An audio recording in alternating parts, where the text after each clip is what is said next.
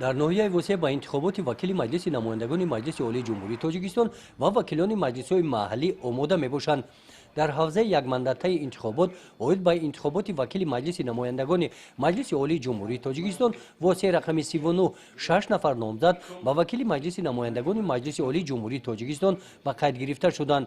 тибқи меъёрҳои ҳуқуқии ҳуҷҷатҳои расмӣ шаҳодатномаҳо шаҳодатномаи номзад ба вакили маҷлиси намояндагони маҷлиси олии ҷумҳурии тоҷикистон шаҳодатномаи мушоҳиди миллӣ шаҳодатномаи шахси боэътимоди номзад ва дигар ҳуҷҷатҳои лозимӣ омода карда шуданд.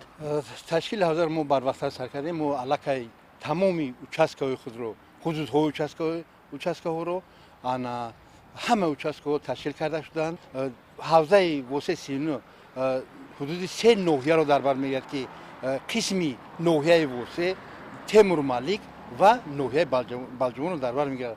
дар ин ноҳияҳо 105 та участка интихоботӣ ташкил карда шудааст ва дар ҳамаи участкаҳо аллакай корҳо рафта истоданд.